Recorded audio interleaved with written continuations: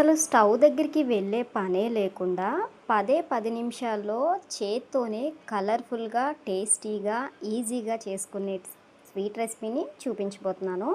మనకి దగ్గరలో రాఖీ ఉంది కదండీ! సో, ఆ రోజు హడావిడి లేకుండా ఇలా స్వీట్ చేసి పెట్టండి. చాలా అంటే చాలా బాగా ఇష్టంగా తింటారు. ఏ స్వీట్ షాప్ నుంచి తెచ్చారు అని కూడా అడుగుతారు. మరి ఇంకెందుకు ఆలస్యం, లేట్ చేయకుండా ఎలా చేసుకోవాలో దీని ప్రిపరేషన్ చూసేద్దాం. ఒక మిక్సీ జార్ తీసుకుని 3 కప్పుల వరకు మరమరాలను తీసుకుంటున్నానండి. ఏదైనా ఒక కప్పు కానీ గ్లాస్ కానీ కొలత పెట్టుకొని స్వీట్ క్వాంటిటీ ఎక్కువ కావాలి అనుకుంటే మరమరాల క్వాంటిటీని పెంచుకోండి. అలాగే ఒక అరకప్పు వరకు పంచదారని తీసుకున్నాను. ఫ్లేవర్ కోసం ఒక 2 ఇలాచీల్ని ఓన్లీ గింజల వరకే వేసుకుంటున్నాను. మీరు బెల్లం పొడి కూడా యూస్ చేసుకోవచ్చు, పంచదార వద్దు అనుకుంటే. ఇప్పుడు దీన్ని మెత్తగా మిక్సీ పట్టేసి పౌడర్ లాగా చేసుకోవాలి. వీడియో నచ్చితే లైక్ చేయండి, ఎండ్ వరకు చూడండి, ఎక్కడ స్కిప్ చేయకుండా. ఇప్పుడు ఈ పౌడర్లో మనం 3 కప్పులు మరమరాలు తీసుకున్నాం కదా, అలాగే 3 టేబుల్ స్పూన్ల వరకు మిల్క్ పౌడర్ని యాడ్ చేసుకోండి. ఒకవేళ మిల్క్ పౌడర్ వద్దు అనుకున్నా కూడా నార్మల్గా అయినా చేసుకోవచ్చండి. టేస్ట్ అనేది ఇంకొంచెం బాగుంటుంది. అలాగే ఒక చిన్న కప్పుతో పాలు తీసుకున్నాను. ఆ పాలు కూడా పూర్తిగా అక్కర్లేదు, మరీ ఎక్కువ వేసుకోకుండా చపాతీ ముద్ద ఎలా కలుపుతామో ఆ విధంగా కలుపుకోవడానికి పాలు అనేది మనం యూస్ చేస్తున్నాము. పాలకి బదులుగా మీరు నెయ్యిని కూడా యాడ్ చేసుకోవచ్చు. నేను ఒక 2 టేబుల్ స్పూన్ వరకు నెయ్యిని తీసుకున్నాను. నెయ్యితోనే మొత్తం చేసుకుంటే స్వీట్ అనేది కొంచెం ఎక్కువ రోజులు నిల్వ ఉంటుంది. వెంటనే తినేయాలి అనుకున్నప్పుడు పాలతో అయినా కూడా చేసుకోవచ్చు.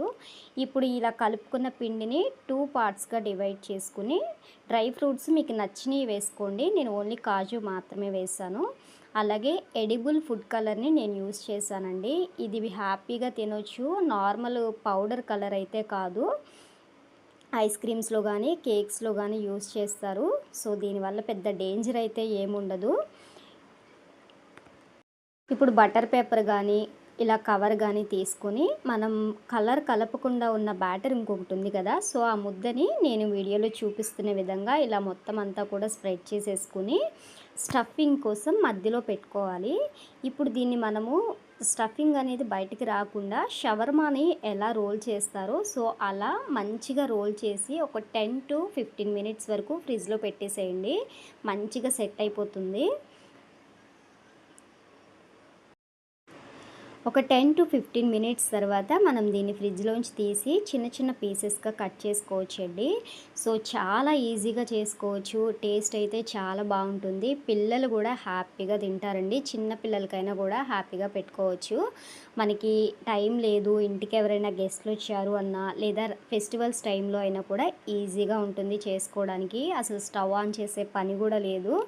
సో వీడియో నచ్చితే లైక్ చేయండి. ఎండ్ వరకు చూసిన వాళ్ళకి థ్యాంక్ యూ సో మచ్. మరిన్ని ఈజీ రెసిపీస్ కోసం నా ఛానల్ని సబ్స్క్రైబ్ చేసుకోండి. Thank you for watching. మళ్ళీ న్యూ వీడియోతో మళ్ళీ కలుద్దాం.